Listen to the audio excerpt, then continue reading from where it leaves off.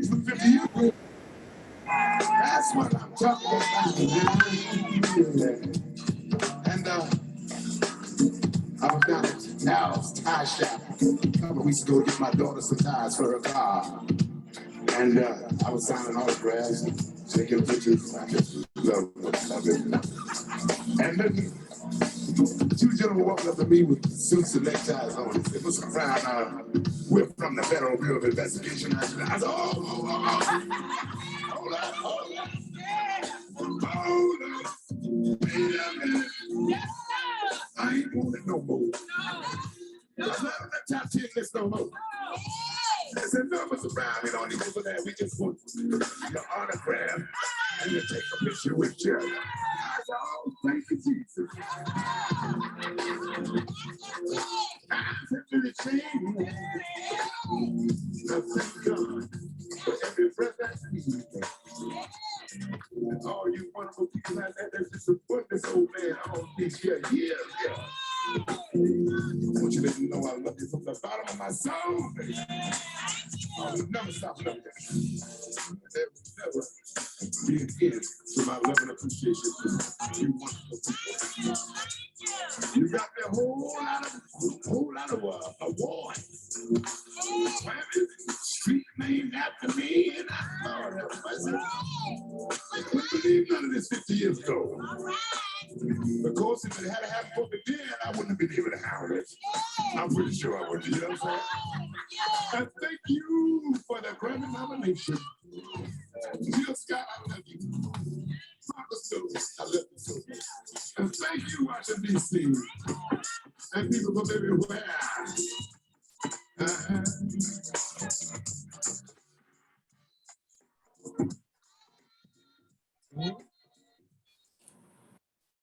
What's going on, everybody? Hope everyone is doing well. I got my camera on so you can see me. I got my DC flag shirt on too. Good evening, everybody. Good to see so many familiar faces. Hopefully everyone is enjoying the end of summer, beginning of fall. Everyone is vaccinated, keeping safe. No horse pills, y'all. It's not scientific.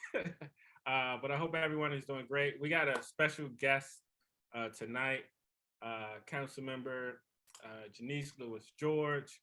I would say last year we called her candidate Janeese Lewis George, and then because of the groundswell of so many volunteers, so much energy,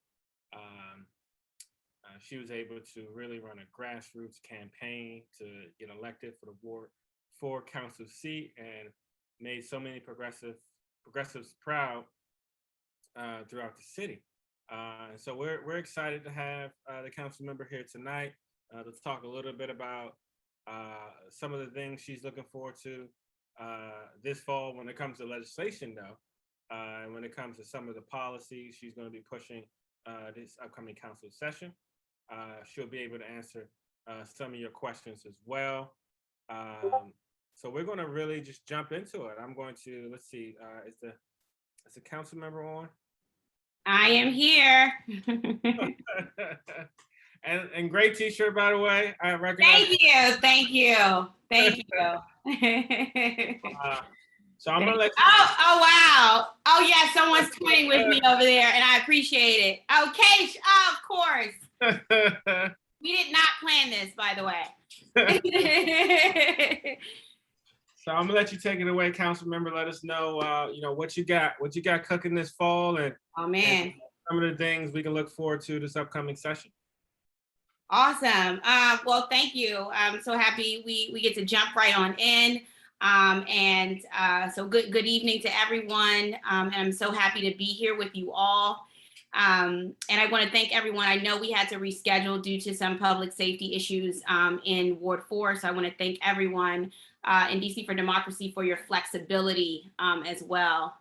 I want to just talk about a few things. One, obviously, this shirt and why one of the reasons I have it on And so I want to, it feels like it's been a million years ago from now, but for me, but only last month we passed a pretty historic budget. And I want to thank you to DC for Democracy, for all of you who showed up and spoke out at so many hearings. Thank you for speaking out for a better budget to put people first. Ever since your founding and the years of ledge work that have paid off in this recent budget. I think this budget really defines what kind of city we will be after the worst of a pandemic.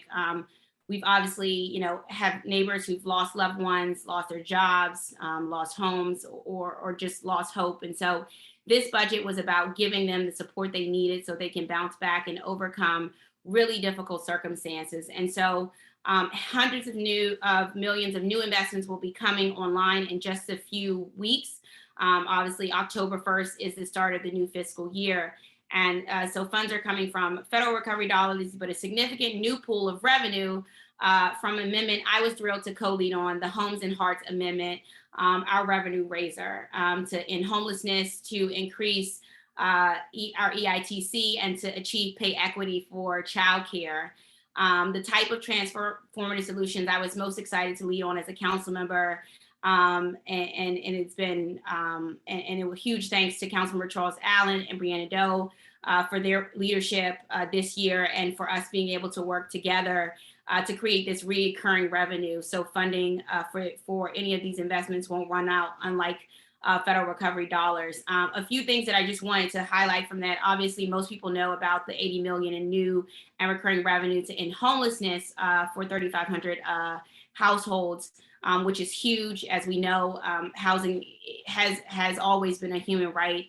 And so the revenue raised built off significant investments, a combination of permanent supportive housing, targeted housing, local supplement, rental vouchers, and other housing programs and support services will come as a result. And what this means in Ward 4, we've heard from some of our street outreach teams who work with unhoused residents that most years they can only access vouchers for less than 20% of clients. And so this funding should enable us to provide housing vouchers and services to closer to 90% of our residents experiencing homelessness. And so a huge win. Obviously, we have so much more to go. I want to highlight from education a few things. One, we did see a 3.6% increase in our uniform per student formula. We raised $70 million to begin paying early childhood educators good wages worthy of their essential and difficult work. We also were able to restore librarian cuts so that all DC public schools would have funding for a full-time school librarian. I'm particularly proud to have led on this amendment leveraging the enrollment reserve. Obviously, we have $8 million for school-based mental health that came in. And so we're really happy for that and the work that came from that, and that's included in the budget.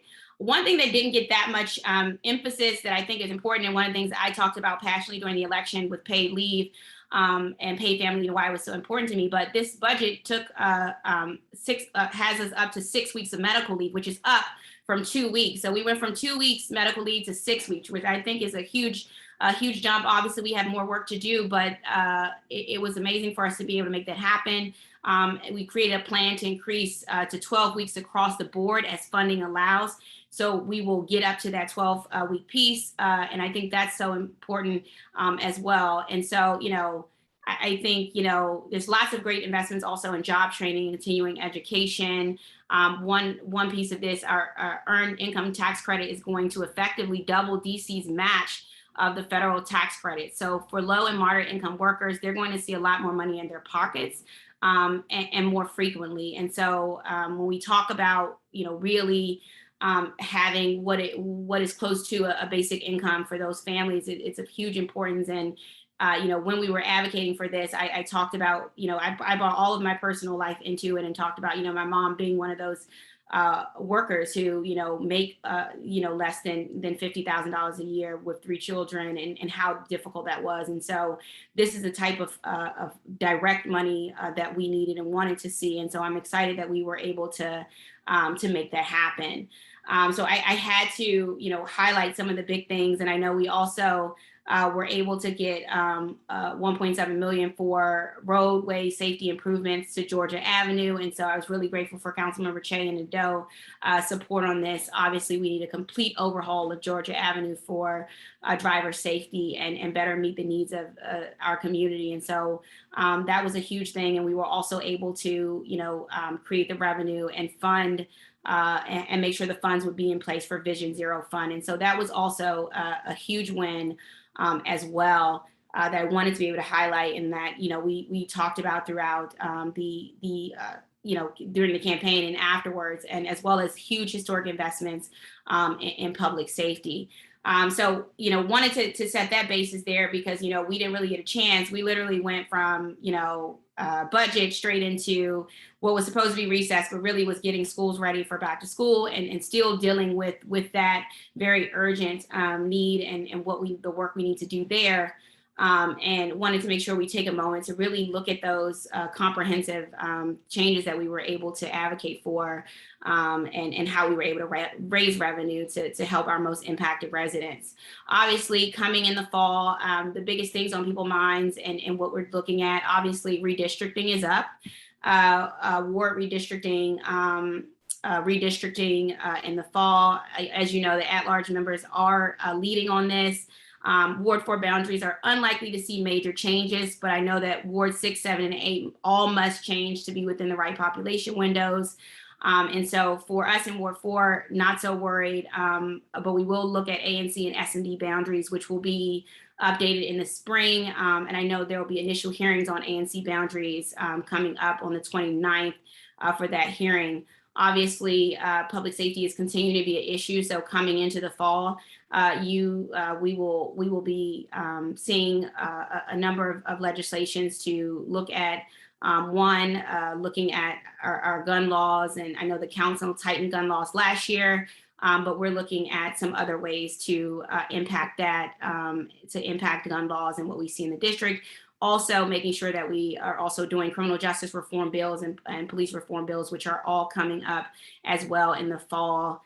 That those legislations will be up in the fall, and I look forward to supporting them, including the legislation that will impact sort of how we do investigations, with the U.S. Attorney's Office still sitting on the investigation of Karan Hilton Brown while we are almost a month out from the anniversary and no decisions have come down or have been made.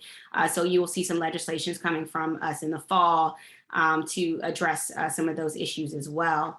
Obviously, COVID related, we remain. The eviction moratorium is ending on October 12th.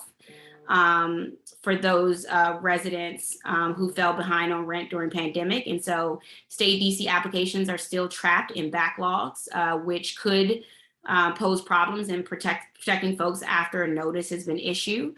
And so in the fall, we're still going to be working with individuals. If you haven't completed an application for stay, you cannot be evicted while a funding request is being processed. So please tell people to get their applications in as soon as possible and spread the word and continue to help people apply for Stay DC and their application assistance. And wanting to make sure we're doing more. We still have roughly a 20K backlog of applications waiting for approval. And we've also seen an uptick in some issues with applications who've been denied and not had the ability to cure that. And so I'll be working as well closely to make sure any issues with the Stay DC is cured. Obviously, there's a hearing tomorrow on the start to school, COVID safety in schools, and other needs for the school year 21 and 22. Testing so far has not been aggressive as we'd like. And so more cases in quarantine needs expected that I think we all thought would happen. Outdoor lunch eating arrangements and sort of the disparities and inadequacies with there. Virtual learning still being requested by parents and not an option that has been widely given. And so we will be working on that. We'll see what we learn from tomorrow's hearing to tackle emergency legislation needs. One of the difficulties with the education and emergency legislation is there can't be a fiscal impact for emergency legislation. So I know myself and a number of colleagues are working on what we're going to come out with at the first administrative hearing to address some of the issues we're experiencing and hearing from families and teachers and parents alike. As we also press on the prepare for the vaccine rollout for 5 to 11-year-olds and younger kids, we've asked for a detailed plan of what that vaccine rollout would look like. We also asked for it to not be based on private providers, but also that we would have that rollout happen in schools and make it easier for families and more comfortable for students. So that's going to be coming up in the fall as well. We have to look to a number of things, obviously COVID public health protections, and what those phase out looks like and what that's going to do. You know, in 2020 at the outset of pandemic, the council, passed a package of protections and flexibilities to help people weather the pandemic, things like special sick leaves, waiving in-person recertification of benefits, delays or pauses on some taxes or fees or debts owed. And so many of these protections are slated to phase out in November, out November 5th, since the mayor did not extend the public health emergency back in July. And so the council will need to decide which of these temporary changes should actually be made permanent, which to let expire November 5th, and which ones we need to modify. And so that's going to be important. For example, we changed how elections were done last year through the omnibus bill by requiring, BOE to mail everyone absentee request forms. Which only partially worked in the primary. So adjustments were made to general elections. And so which one of these, how we will continue to have those things and reoccurring policies happen is one of those things we'll be looking at. We still need to pass legislation for the birth to 3 teacher funding. So we funded this in the budget, raising wages for early educators, but there will be a task force to think through pay rates to set and how best to implement the pay parity assistance. That task force is under the purview of the chairman. But we are working to make sure that we need to hold the council accountable for passing legislation in time for grant payments to be made for early childhood educator providers in fiscal year 2022. So we really should strive for passage of that policy in January as well. I know ranked choice voting, I co-sponsored a legislation with Councilmember Henderson. November 18th is the hearing in the judiciary. I am aware that, the DC Democrats resolution has cautioned ranked choice could have harmful impacts on people of color and diluting their voices. And so that is going to be, I think, the hottest conversation coming in during the judiciary hearing on November 18th. I know for me, a few of my friends ran in city council races in New York. Amanda Farias, who was successful in her city council race, is my line sister from St. John's University, as well as Tiffany Caban, as well as Natasha Williams, were all friends of mine who did do ranked choice voting in New York and won their races to the city council. And the new city council is full of Black and brown women in the new city council, and all of them who I have spoken with have talked greatly about how it allowed them to be able to run and to win in New York City. So, we will have that conversation. And I think that's going to be one of the things that we are going to have to talk about. And as we look at innovative options that expand democracy and also promote candidates securing a larger share of the electorate versus just a narrow plurality. And so I think, that's going to be the conversation. I encourage everyone to sign up and testify on ranked choice to help the council strike the right balance there. I think, also, we're mulling over a number of legislations.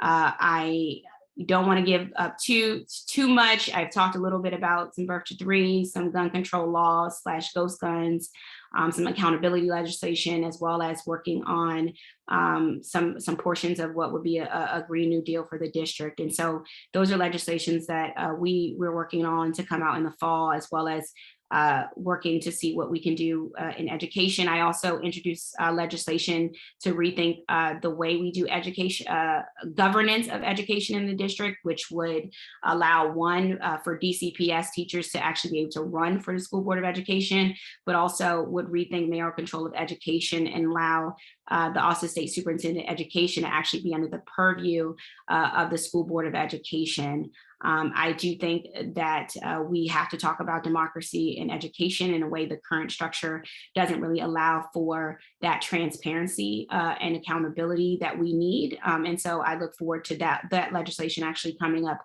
in the fall as well.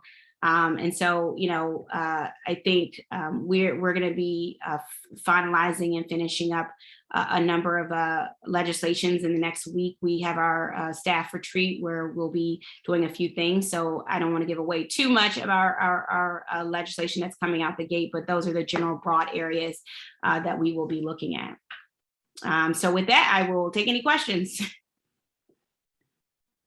That is awesome. That is a lot of work. A lot of work this fall, and we're really excited to participate in so many of those hearings and with so many of those awesome bills that you just mentioned. So now we're going to take questions. If you have a question, raise your hand, and I will call on you. Let's see what we got. Or you can post your question in the chat.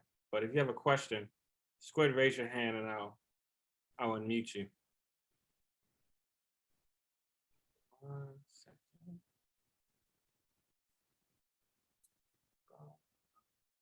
Seems as though we got one question. One. We'll definitely have more. Okay. So far, council member, so far. I'm going to unmute you, Debbie, unless you want to unmute yourself. Okay, thank you so much. Councilmember Lewis, I just want you to know that I've been hearing a lot of great things about you and your work. And so keep pushing hard and being there for the people, because the city and the constituencies need your type of leadership. One of the key things that I know that Phil Mendelson had mentioned was, like you had made a comment, was with the redistricting, and only the at-large members are participating. So that means ward members are not allowed. With wards 6, 7, and 8, do you see a serious shakeup, or what is your feel? Although you can't really, make any determinations about those lines, what is your feel about those communities and those wards? I know and Ward 5 is heavily inundated with industrial land, and it would be awesome if someone, another ward, can have some of the industrial land. So what is your feel about that? Because we're, Ward 5 and others, we need your help, your leadership. I mean, like I said, what do you think of, how do you feel about that shakeup with the 6, 7, 8 ward lines? Yeah, thank you for your comments, and thank you for that question. And ward members will we can weigh in later in the process, but you're correct, at-large is running the committee and taking leadership. I think, going into this, one of the focus areas is making sure voices of color are not diluted in the process of redistricting. I do think that's something that, needs to be thought about, and that I will certainly, add to the conversation. And I think, that's going to be important and vital for 7 and 8 and 5 as we go into redistricting. And so I think, that's where we are. My hope is that,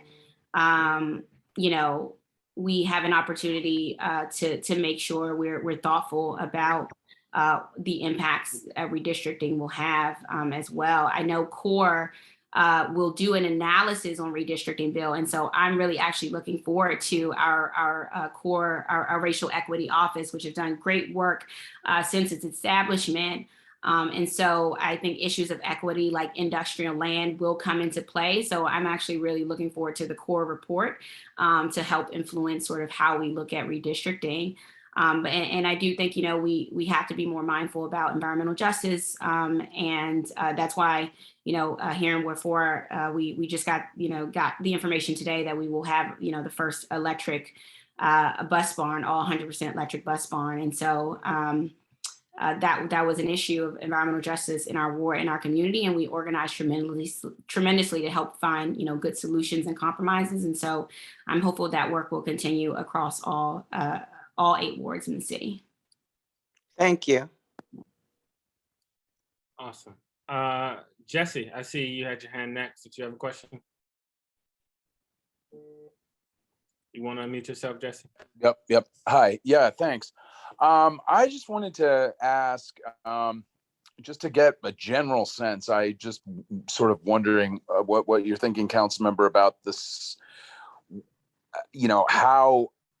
when we might get a better sense of what's going on with the return of the evictions process, how, the council might be thinking about responding to this, and what sort of a delay there's likely to be between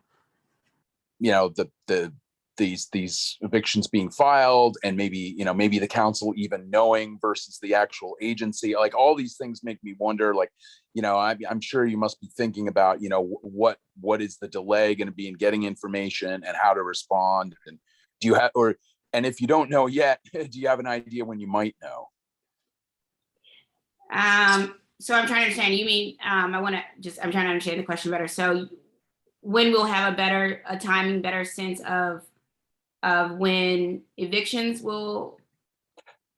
Yeah, and also more specifically to have a good sense of how many evictions are, really in the process of moving forward. As there's obviously a whole process that has to follow, filing the paperwork, right. But like, how, are you fairly confident that the council will get reasonably timely information about just how quickly, the whole formalistic evictions process is moving from initial filing of papers to people literally starting to get thrown out of their homes, right. And that you'll be able to respond, in time, without like potentially a huge delay between what you find out versus what's being reported to an agency? Yeah. I think that's one of the things that has been keeping me up late, is thinking about the potential evictions that could happen as we have a surge in cases. I think the framework we have now is much better and much more delayed than what was originally proposed, and what we pushed back on. We know, nonprofit legal service providers are deeply embedded in court process and are filtering information up to the council, which is vital. And so, folks like legal aid are some of the first line defenders and information gatherers of the information. In my office, we'll continue to stay in touch with them, are in touch with them, to see, what's happening so that we can come in and be a stopgap if necessary. And really, we continue to press the executive on doing more about the state outreach. We just, last Friday, like I said, one thing I'm keeping an eye on right now is making sure that if there are decline applications, they have the opportunity to cure. I know if you have a completed application for stay, you cannot be evicted while the funding request is being processed. So that's why I continue to tell people to get their applications in as soon as possible. I would ask that everybody please spread that word, because that is one of the stopgaps we have. And so we've been able to help people apply for Stay DC. I've joined up with DSA to do, applications assistance, but in October, we'll see landlords be able to file for evictions over non-payment of rent, to start the process. And so we're going to continue to track track that, and we'll continue to also track the number of COVID cases, how CDC is working, and what we can do as a council to potentially intervene. And so that's where we are in the process, and we'll be monitoring closely. So I'm going to call on Samantha next. Samantha Davis, you want to unmute yourself? Sure. Good evening, everyone. Good evening, council member. Sam, she, they pronouns. I have kind of a twofold question. One is, thank you for all of the work you have done addressing school policing and the policing infrastructure within our schools. This past budget, as you know, and to share for others, there was a commitment from the council to slowly withdraw the amount of police from schools until they are completely eliminated in 2025. And there were some other things around banning arrests. Curious to know if you or your staff have given any more thought into other ways to start addressing policing in schools, whether disarming or what have you. There's a long list of things. So that was kind of part one of the question. I'll pause. Okay. Yes, so we have been in conversations with Councilmember Allen and Kate and the Judiciary Committee, sort of as we look and as the steps are being taken now to do the withdrawal process. And our office has been working closely with Kate to see what we can do to sort of make that process happen, more efficiently, and also make sure it's actually happened. We are working, we have our retreat agenda this weekend. And so that's one of the things that are on our agenda for the retreat, our retreat this week as a staff. And so coming out of that, we will have more details soon about what legislation we're proposing to complement the already withdrawal process. Great to know. Thank you for that. The part two that might feel a little bit disconnected, but I'm going to tie it. One of the continued arguments or points of concerns that people often raise is the upscale and violence that we're seeing in our communities. And they're equating that with policing and efforts to invest more in our community and not over relying on police. And so you mentioned gun control, you mentioned gun violence prevention. Someone in the chat brought up fully implementing the NARE Act. And so just wanted to invite you to offer, to the extent possible, any more details around what you're thinking about in terms of gun violence prevention. Yeah. So, one of the things is, when all of this is coming up, the increase in funding we were able to give, obviously is not until October that these funds come out, but we were able to double the Office of Neighborhood Safety Engagement, violence interruption funding to close to 15 million. I think it's important, people realize that the police budget is still 400 million. So that's 25 times bigger than the violence interruption, budget. And so, increasing one's funding in general by 172% for violence interrupters. And we were also to do so for the Pathways program for career training, family counseling programs, violence diversion programs, credible message training programs. We were also able to increase the funding for the Cure the Streets program, not only through the Office of Neighborhood Engagement, but through OAG. And so they will be able to double their programs, as well as double the restorative justice diversion work programs to double capacity and funds. And so, I think we have a number of things happening, I guess, Ward 4, but also citywide. Our Pathways program is coming to Ward 4. Transitional employment programs like Pathway, which are dedicated employment at DPW and other areas. This continued conversation, that continues to happen, is a number of times very frustrating that, when we think about public safety, that the only thing we think about it is the policing budget. And then even when that happens, there's all this misinformation. I mean, the reality is, that MPD's budget is still $500 million plus dollars. coming out. And so I want to focus on the funding that we've been able to do to other programs, as well as even our amendment that focuses on, making sure that we have EITC and housing. All of those things are connected. And so, I just think it's important to frame the conversation around the reality of where funding is, and also,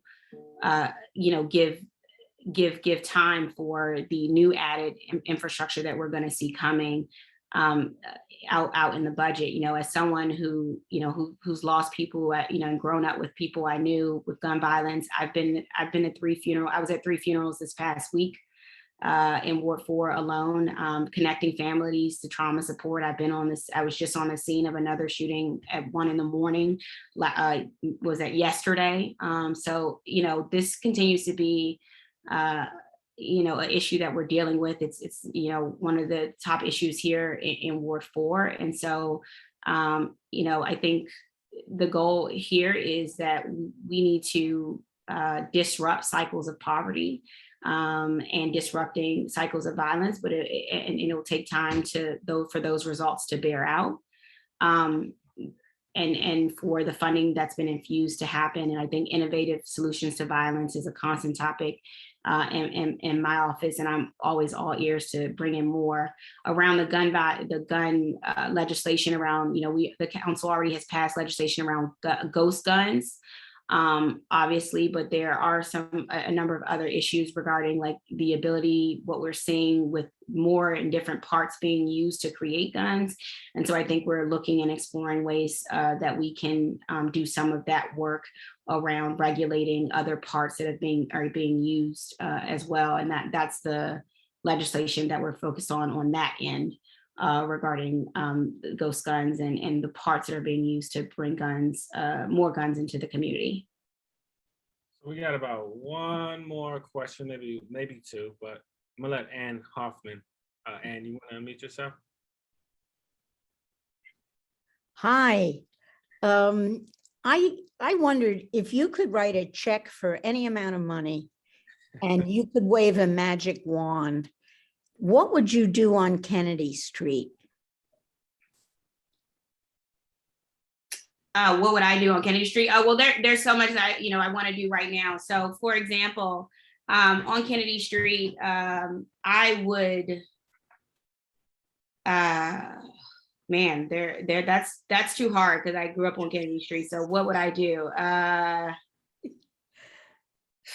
Okay, so one, I would. I guess the answer is I would do everything. One, I would ensure, if you've been on Kennedy Street from First in Kennedy all the way up to Georgia in Kennedy, we have a number of vacant and blighted properties that have been there for the last 10 decades. Like some of them have been there for 10 years. So I would address the vacant and blighted properties and turn them into actual affordable housing and resources. And support that. I would help revive some of the small businesses that were there, some of the Black and Brown owned small businesses that are there, some of who are in fear of losing their businesses, and continue to support them. I would make sure there are jobs that are available who are willing to take those who have felony records, and that's another legislation that's coming that I didn't mention, but that's something that needs to be addressed, because I have a number of people who may frequent Kennedy Street who I've tried to get jobs, and jobs are not willing to take returning citizens, and that's a huge problem.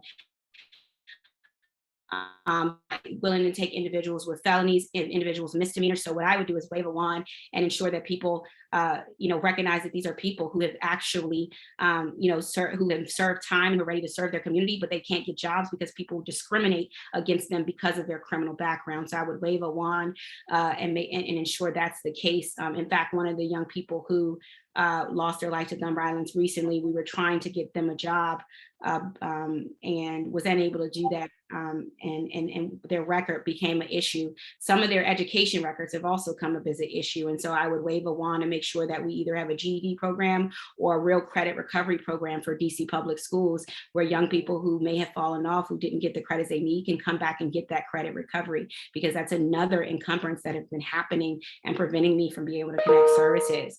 We've been trying trying to get young people more opportunities out of the community. We've actually were able to do that. And I won't speak to where the young people who we've been able to recently, but we've taken them from places. We've taken them to Harper's Ferry. We've been able to take them to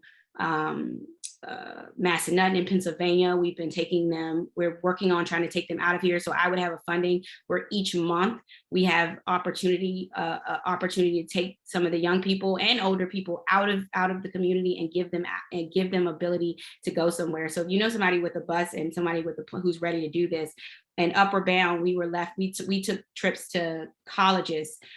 We took trips to, Niagara Falls. We did all these things. The purpose of it was to make sure we had access and saw other opportunities. So I would invest those dollars in programs like Upper Bound, who are willing to take young people and give them access to opportunities and make sure they have it. I'm working on now trying to make that happen so that there's a monthly trip for those young people. I would infuse money into and continue to support families with childcare costs. That's another issue that has come up with a number of the families there.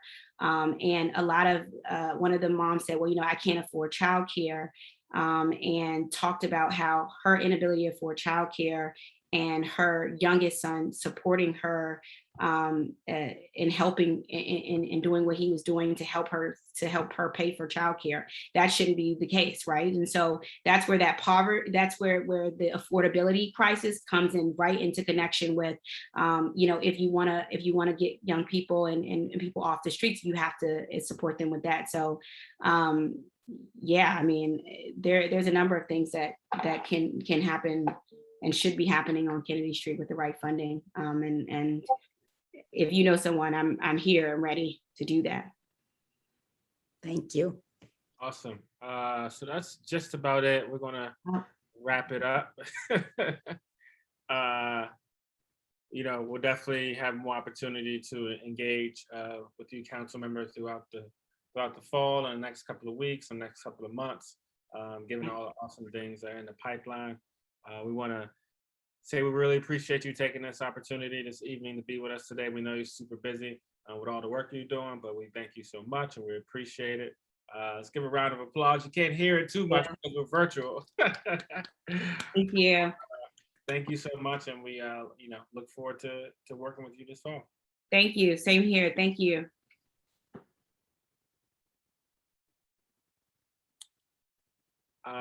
Awesome, y'all. So next up, I am going to switch it over to Keith. Keith is going to talk Virginia endorsement. So Keith, if you want to take the mic and take over to lead us through the Virginia endorsement process.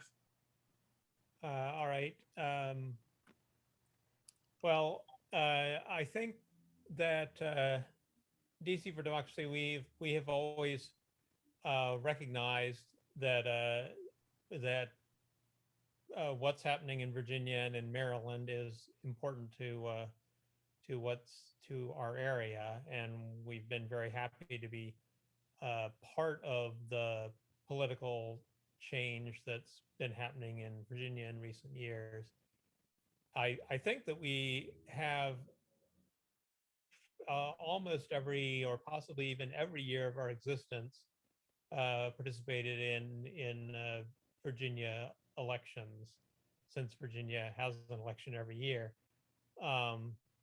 So what we're doing this year is we are some of our work, a lot of our work will probably be with other groups, and we've looked at what some of the other groups locally, who they've been endorsing, and tried not to have too long a list of candidates to concentrate on, but we've come up with 5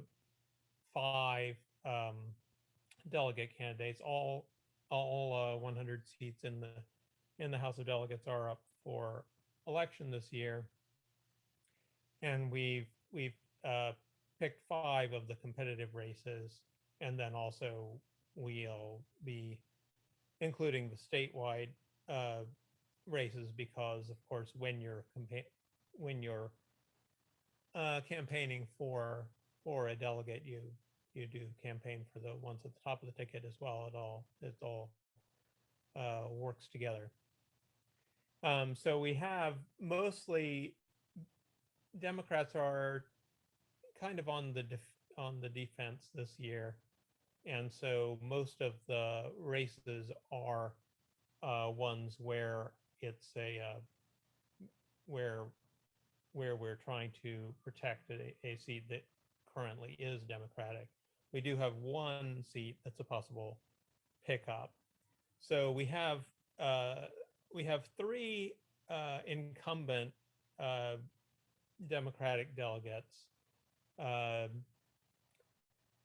We included Elizabeth Guzman is someone that we helped with her initial election, and she has been a friend of ours for a while, and has come to our celebration a couple years ago, our anniversary celebration, and so we included her, even though her race of these five is the, I would say she is the safest, but we do have that relationship with her. The other two incumbents are Wendy Goditis and Joshua Cole, who are both in toss-up races. And then there's Deborah Gardner and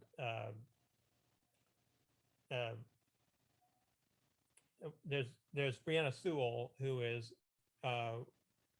running for an open seat, which was occupied by Hala Ayala, and she is, of course, running for lieutenant governor now. So we're trying to keep that seat Democratic. And then we have, as our sort of stretch goal, we have Deborah Gardner, who's running against a Republican incumbent in Chesterfield County. She is also the farthest away geographically. So Keish is going to talk some more in a minute about exactly what we might do depending on what people are interested in doing, how many people are, assuming that we do endorse. To simplify the endorsement, we're going to be doing it as just a yes or no vote on this whole slate of candidates, as we did do 2 years ago. So we're going to be sending that out by doing that electronically. So you'll be getting the email on that tomorrow, and you'll have a couple of days to vote. So I think that's pretty much it, and I will pass it on to Keish to talk about more of the what we might do if we do endorse. Thanks, Keith. So just a slight change to the electronic voting, which Keith always handles through our platform, Election Buddy. The slide says, the slide dates are a little off. It's actually going to be tomorrow, September 21st through midnight, September 23rd, which is Thursday, to give you guys 3 days to vote, and then we can announce the results on Friday. But that was a great description of what we're hoping to get, what we're actually going to be, the folks that we're going to be voting to endorse, assuming that we do vote to endorse. And I have to say, our Virginia endorsements have never been controversial. We are definitely going to be campaigning. DC for Democracy does not do paper endorsements. And at the same time, we're going to have to sort of be strategic about, who we campaign for and what we do. We have been in touch with a number of other DC groups that also campaign in Virginia, groups like Sister District, a number of Democratic organizations, ward Democratic groups, groups like the Capitol Stonewall Democrats and DC Young Democrats. And what we're hoping to do is to collaborate as much as possible with these other groups. It'll make it, much more exciting to be with a whole bunch of other DC folks in Virginia.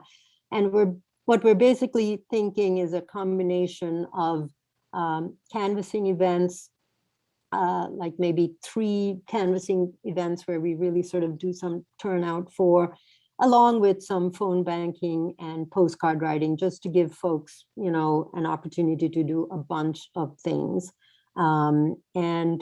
If you have never canvassed before and want to try that out, I think this is a great opportunity before the DC elections next year, where hopefully we'll be doing a lot more of it. Canvassing is considered the best way to engage voters. And this is a campaign where we can sort of team you up with very experienced canvassers. We'll arrange carpools to Virginia because all these districts are, you know, an hour or so away. But anyhow, if you are, we'll definitely be sending more information about this stuff.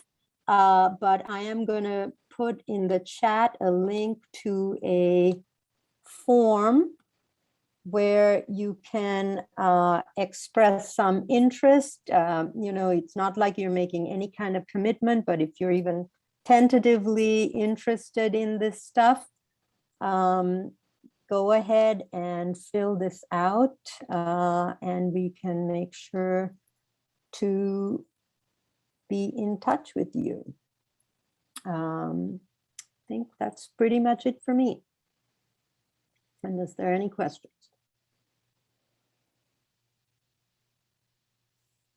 And do you have a question? Yeah, for Keith, are any of our candidates labor endorsed, or are any of them running against labor endorsed candidates? If you know. I am not sure who all has endorsed them, but they are all Democrats, and so I doubt that they are running against any labor endorsed Republicans. I'm pretty sure that they are good on those issues, but you're right. I should have researched that part a little more, maybe. No, that's okay. And Keish, have you heard of Nope Neighbors? Yes, Because yes, they're already canvassing in Virginia, so.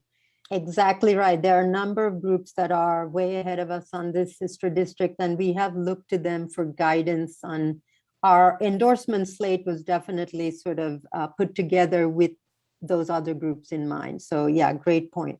Great, thank you, both.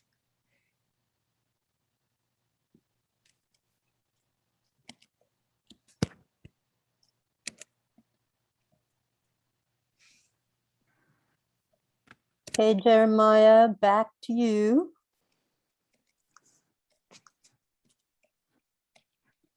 Awesome. Thank you so much, Keith, for all your work on putting that together. We're going to have a quick conversation about, we just talked about DC, sorry, we just talked about a Virginia election. So I wanted us to have a quick open conversation about DC elections.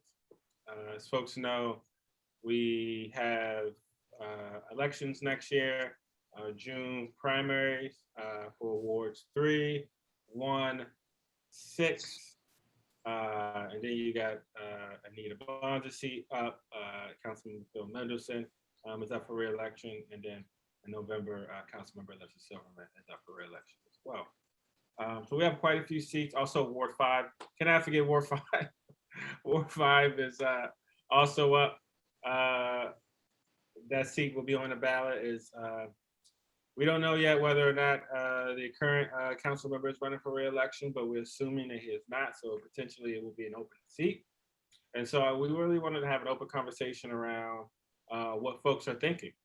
So this is like, what do you think? What do you think about the races? Should DC for Democracy be endorsing early for any particular race that you're excited about? So if there's like a race that you're excited about, whether it's Ward 5, Ward 1, and that large seat that you're really excited about, and you think DC for Democracy should have an early endorsement in that race, or maybe have an early forum in that race, please speak up. So this is an opportunity, an open forum for us to get feedback from you around what we should be doing in this upcoming 2022 election. So we want to hear from you. Should we be endorsing early any particular race? Do you have any strong feelings about this upcoming election? Also, let me mention that we could potentially have a mayoral race as well. There has been some rumblings around Attorney General Carl Racine running. There's also other candidates potentially considering getting in there as well to challenge Mayor Bowser. So we could potentially have a very heated mayoral race. So if you want to raise your hand, and we would love to hear from you about what do you think DC4D should be doing this upcoming election season. Should we be endorsing early? Should we have an early forum? Are you excited about any particular race? This is your opportunity to speak up. See, we got some folks chiming in about Ward 5. Okay. Raise your hand. I can call on you, by the way.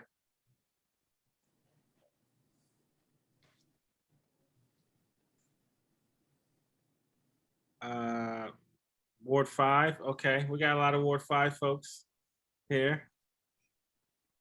+1 Ward. Can someone tell me why Ward 5? Anybody wants to? Oh, we got somebody raise their hand. Why Ward 5? I ain't gonna call. Oh, is that you, Ann? Did you want to say something about Ward 5? Okay, what do you want to say about Ward 5? No, not Ward 5. Citywide, kind of. Okay. I would love to knock off Bowser and the chairman and Anita Bonds, but I think we've got to be incredibly strategic that we can't afford to try and fail. So I don't know which of the three is most vulnerable, or even which of the three is most offensive, but we'd have a better council if they, or a better city government if they were all replaced. Okay. We got a lot of Zachary Parker fans in the chat. Anybody want to talk a little about Ward 5 and why they're excited about Ward 5 and why we should get involved in the Ward 5 race? Anyone interested?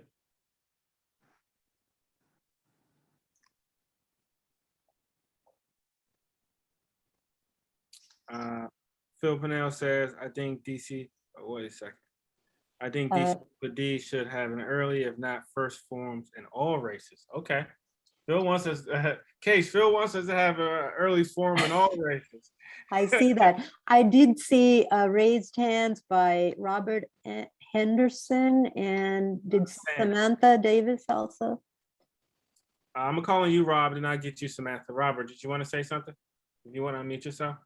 Yeah, I would just say I'm excited for Zachary Parker in Ward 5. I'm supporting him. He's running against the status quo, against the establishment, and I think he lines up pretty well with a lot of the values that you all stand for. And so I think you should definitely check him out, and I think you'll like what you see. Thank you, Robert. Appreciate that comment. Samantha, did you still want to say something? I know you lowered your hand. Yeah, sure. Echo everything Rob just said. I was going to add to it though, just in general, if McDuffie truly isn't running, any open seat, I feel like would be extremely strategic for DC for democracy to get on early. Just being around for so long, seeing the same council members, there's very few opportunities for folk to get in to actually make a difference in that way. So that's why Ward 5 more broadly. And then echo, I think what Ann said, particularly, I think for me, it's more so the mayoral race than Mendelson. But yes, if we can get Bowser out, a lot will shift. I hear you. I hear you. Jesse, I see you got your hand raised. What are you excited about, Jesse?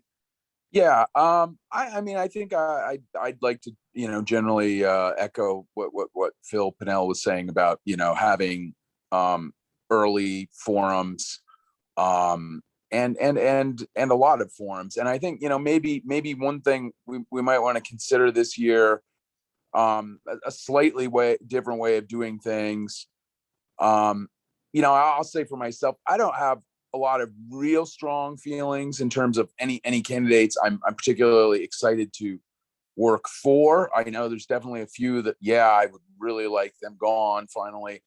But I think one thing that might be useful is to get a whole bunch of forums going in all the different races. Make sure that we get, we sort of talk about having a set of questions, half a dozen questions that we want to make sure all the candidates, basically, whether you're running citywide or within a ward, you're at least, we're at least getting on the record on, let's say, these 6, 7, 8 questions, and maybe coordinate with other groups. Like DC4D doesn't necessarily have to put on each forum itself. It's a lot of work. We all know, we've done it so many times, but maybe help encourage other groups, participate, collaborate.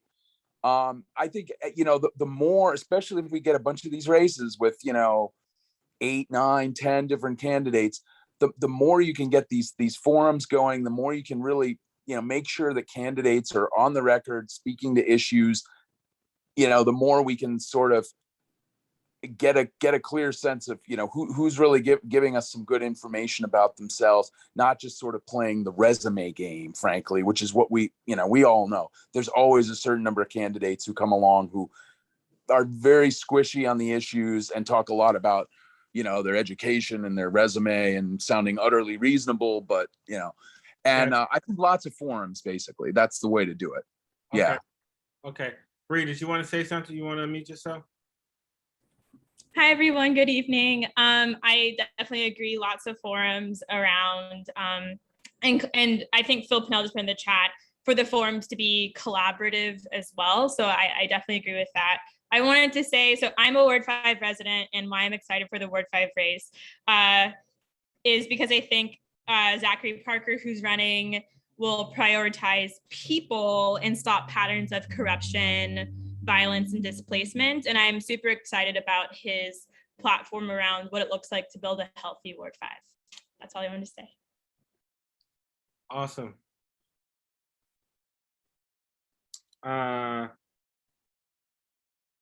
Marcus, I see you wrote +1 collaboration on early forms of all the races. I think this way to schedule them based on the org strategic priorities. Okay.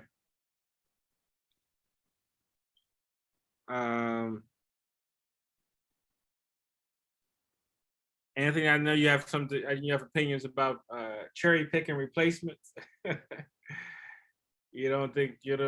Not really happy about the cherry when candidates, council members try to cherry pick their replacements, huh? I mean, of course, personally, that's not the type of thing I recommend people do, but just watching Ward 5 over the years, that really doesn't work there. They Ward 5, like I made in the comments, they like to see their council members stand on their own, no matter if they get a big endorsement from previous council members or not. They want to see you rumble. So I see the Ward 5 race is going to be a very interesting one. And definitely wish luck to Zachary Parker. So looking forward to it. Awesome. Thank you, Anthony. Does anyone have a closing comment before we move on and we move to updates? Okay. Zachary, you got a lot of fans out here. And also it seems as though a lot of folks want us to jump into some of these races early, as well as collaborate with different organizations. Once again, I'm really excited about this upcoming election season. It's a really great opportunity to get a progressive in there for Ward 5. Really opportunity to hold some of these elected officials accountable. And hopefully we get a mayoral race as well. And that should be really exciting. So I'm really excited about the 2022 election season. And folks, stay tuned. We're definitely planning something. The DC4D steering committee is going to meet.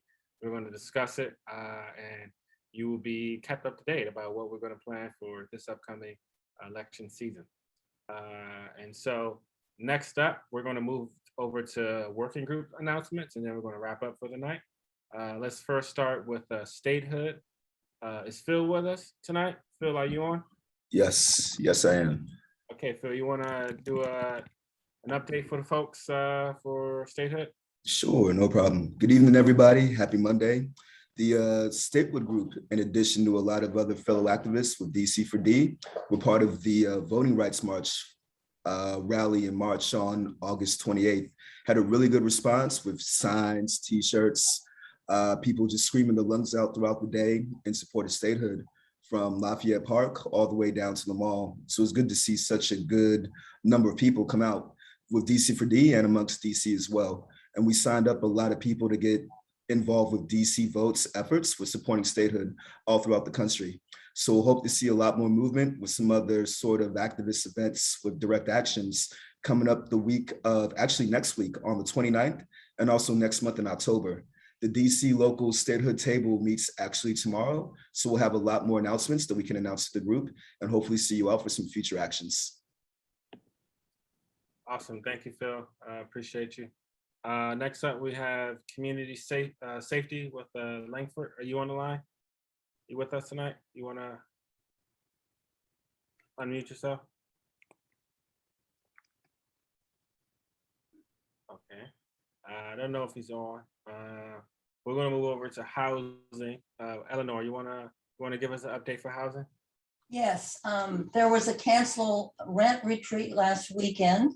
Keish, Ed Lazier, Deidre Dixell, and I took part, and we took part in a reassessment of the organization's, of the beginning of a reassessment of the organization's platform.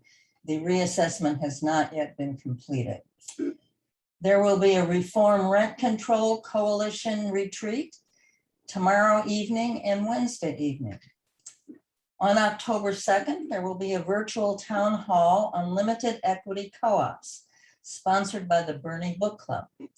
Featured panelists are Linda Leak and Ed Lazier, and I put a link to sign up in the chat.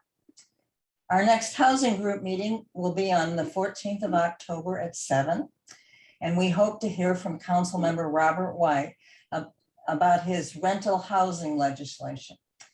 That's it for housing. Awesome. Thank you so much. Appreciate you. Next up, we have Rank to Vote DC. This is what happened with that. It got a hearing and everything. Jeremiah, can I ask? I don't think Langford Wiggins, our chair of the community safety group, is here, but I just wanted to give a quick update and hoping that Jamie Epstein, who's also a very active member of the group, and John Schwartz. We have other, two very active members of the group who are here. So let me just quickly let you guys know what we've been up to since our open mic event back in, gosh, when was that? May? Seems like ages ago. We've divvied up the Police Reform Commission report amongst ourselves and have been looking at that for guidance in terms of what policy changes are available. And in addition to reviewing that, we've been reaching out to other groups that are far more active on these issues.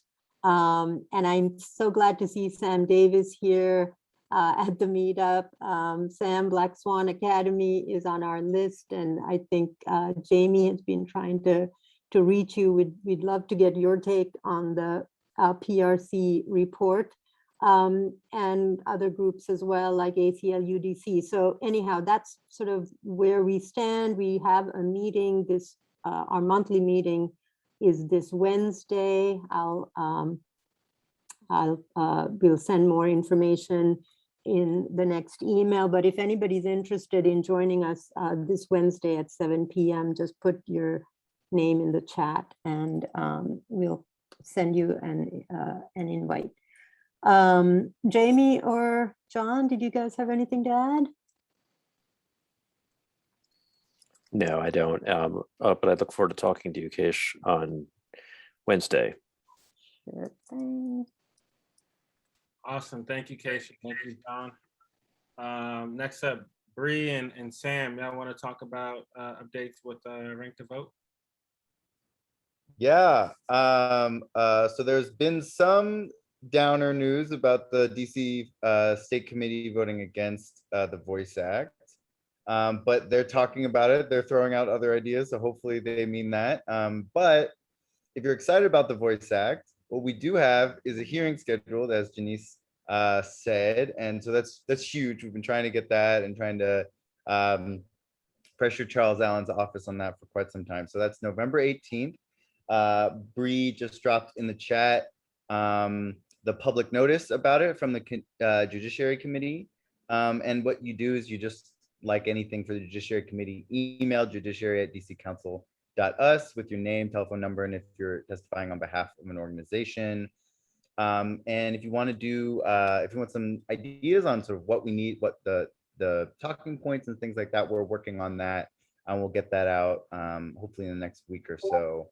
But the main point is, it gives voters more choice, makes sure that that communities have more power.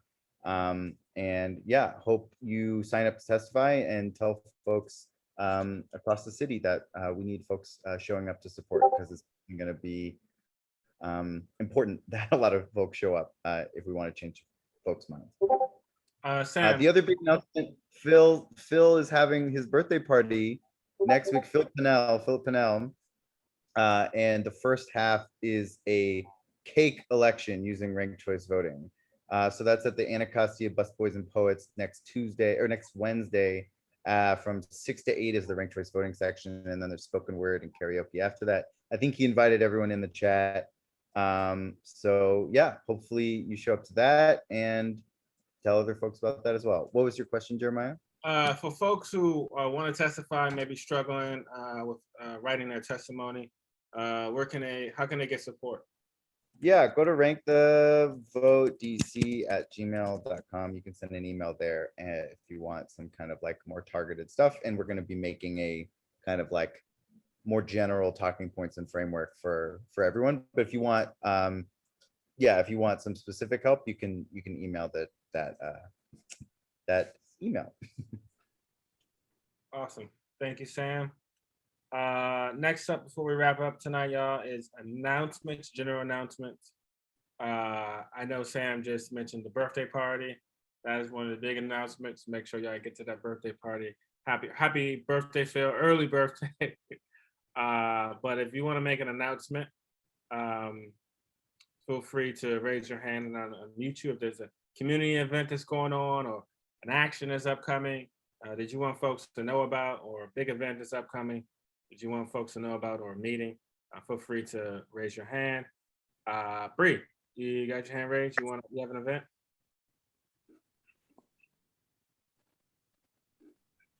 Hi, can you hear me? Yep.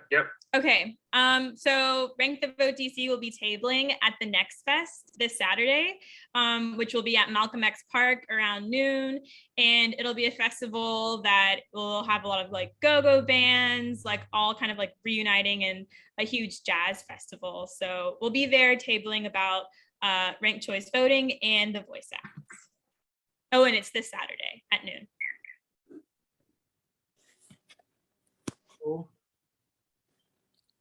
Hello. Yeah, Can you Neve, hear me? I can hear you. Do you have an announcement? Yes, I would like to announce that tentatively on October the 23rd, the DC Women in Politics will sponsor its annual or biannual campaign school, women's campaign school, and for people who are interested in running or interested in supporting those who run. So I hope that I can get a formal announcement in the chat in the future, but I just would like to let people know that one of the ways that you improve the situation is to get more people who are like-minded to run for public office. And we are interested in having more people to run. And I know you're interested in more people who are committed to the goals and objectives of progressive legislation. Thank you very much. Thank you, Anita. Cool. Any other announcements? Any folks got any events, any meetings? I have something to say. Okay, absolutely. Oh, okay. Well, again, I hope you all come to my birthday party next week. Even though I'm a septuagenarian, I still have the energy to party after sunset.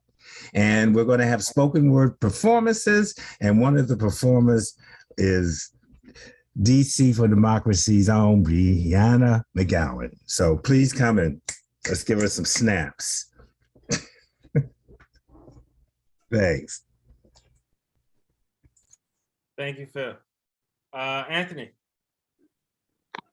Yes, it's not my event or anything. I'm affiliated, but I am in support. There is a DC Universal Basic Income March this Saturday, September 25th, starting at 1 p.m. at the MLK Memorial.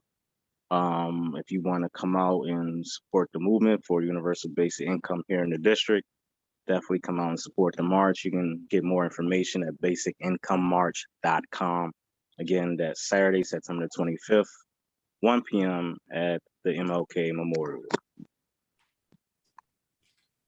Awesome. Thank you, Anthony. Could you say the website one more time for us? basicincome.march.com. Gotcha. Basic income march. Oh, thank you, Brianna. Boom. Awesome. Thank you. Any other updates from folks before we wrap up tonight?